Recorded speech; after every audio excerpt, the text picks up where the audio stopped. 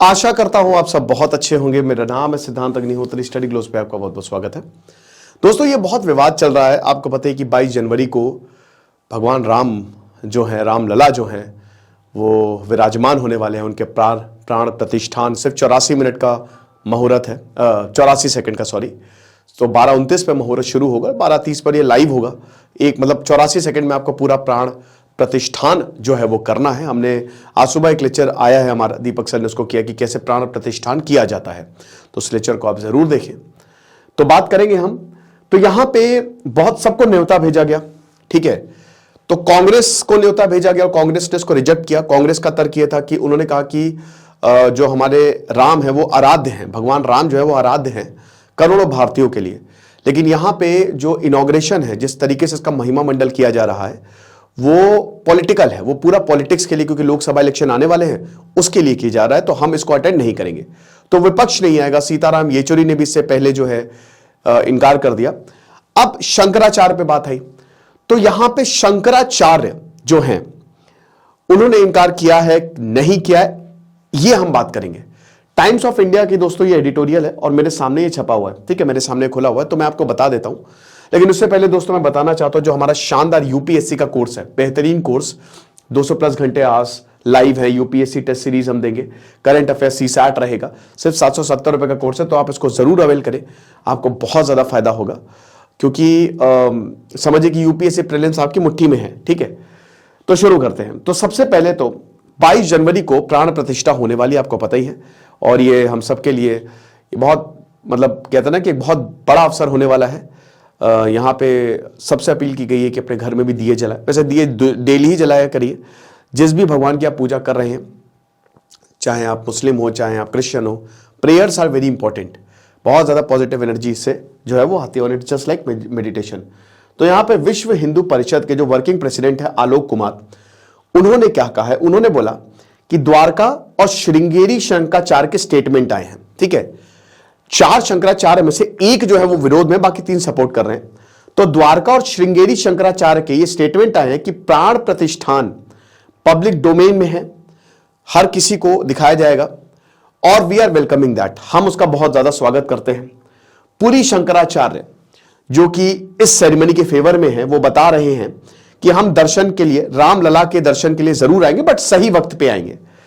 उसके बाद उन्होंने बोला है कि सिर्फ ज्योतिर्पीठ शंकराचार्य ने रिमार्क्स दिए हैं अगेंस्ट दी सेरेमनी, लेकिन बाकी जो 3 शंकराचार्य हैं उन्होंने ये क्लियर कर दिया है कि जो स्टेटमेंट चलाए जा रहे हैं सोशल मीडिया पे या न्यूज चैनल्स पे, वो मिसलीडिंग है, और हम सेरेमनी को पूरी तरीके से सपोर्ट करेंगे, राइट। जो श्रृंगेरी पीठ के शंकराचार्य हैं स्वामी भारती तीर्थ, और शंकराचार्य द्वारका पीठ के जो है स्वामी सदानंद सरस्वती, उन्होंने बोला है कि हमारे लिए बहुत ही खुशी का पल है, और इनफैक्ट सारे जो भी सनातन को फॉलो करते हैं उनके लिए भी बहुत ज्यादा खुशी का पल है। रिटन स्टेटमेंट दिया गया द्वारका पीठ के शंकराचार्य द्वारा और द्वारका पीठ द्वारा भी। उन्होंने बताया है कि जो एक सेक्शन ऑफ मीडिया है वो विदाउट शंकराचार्य की परमिशन, हमारी परमिशन नहीं ली गई, और उसके बावजूद हमारे स्टेटमेंट को चला रहा है, तो यह सही नहीं है। एक ऐसा ही स्टेटमेंट श्रृंगेरी पीठ के शंकराचार्य वहां से भी आया है।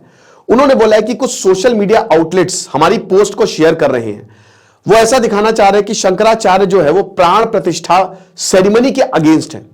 श्रृंगेरी शंकराचार्य ने ऐसे कोई भी मैसेज नहीं दिए हैं, ये एक प्रोपेगेंडा है एनिमीज द्वारा, एनिमीज ऑफ रिलीजन द्वारा, ये स्टेटमेंट में बोला गया है, ठीक है। और ये मैं नहीं बोल रहा हूं, ये स्टेटमेंट्स दिए गए हैं रिस्पेक्टिव पीठों द्वारा, ठीक है। तो श्रृंगेरी शंकराचार्य ने बोला कि हम सबको आशीर्वाद देते हैं, we blesses all the believers, और हम यही बोलते हैं कि everyone should take part in this pious occasion. फिर एक वीडियो मैसेज जो है वो जारी किया गया जोशीमठ ज्योतिर्पीठ शंकराचार्य, हां ये अगेंस्ट है। अभिमुक्तेश्वरानंद सरस्वती, इन्होंने कहा है कि देखिए कोई भी, चारों शंकराचार्य में से कोई भी प्राण प्रतिष्ठान के लिए नहीं जाने वाला, अयोध्या में नहीं जाने वाला। क्यों नहीं जाने वाला? क्योंकि यह मंदिर कंप्लीट नहीं हुआ है, ठीक है। मंदिर 2024 में कंप्लीट होगा, और इससे पहले प्राण प्रतिष्ठान हो रहा है। तो वो बोलते हैं कि ये शंकराचार्य की ड्यूटी है कि ये इंश्योर करे कि रिलीजियस स्क्रिप्चर्स उनको प्रॉपरली फॉलो किया जाए, क्योंकि जब तक मंदिर नहीं बनता तब तक प्राण प्रतिष्ठान नहीं होता। फिर वो बताते हैं कि मोदी जी इनॉग्रेट, मोदी जो है पीएम जो है वो टेंपल को इनॉग्रेट करेंगे और मैं क्या वहां पे ताली बजाऊंगा। ये अविक्तेश्वरा मतलब जो अविमुक्तेश्वरानंद है उनकी तरफ से ये स्टेटमेंट आया था और ये काफी सोशल मीडिया पे वायरल भी हुआ था, राइट। 4 जनवरी को शंकराचार्य ऑफ पुरी निश्चलानंद सरस्वती ने रिपोर्टर्स को बोला था कि हम भी कॉन्सेक्रेशन सेरेमनी को स्किप करेंगे, ठीक है ना।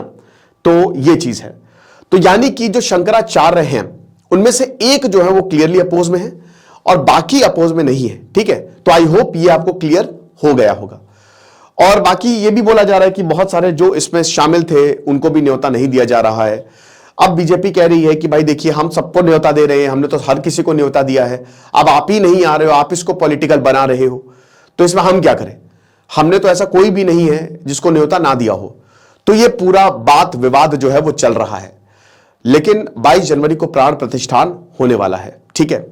और रामलला जो है वो विराजमान होने वाले हैं। मस्जिद भी बन रही, मस्जिद भी बहुत ही खूबसूरत बनाई जा रही है, बहुत ही शानदार बनाई जा रही है, ठीक है ना।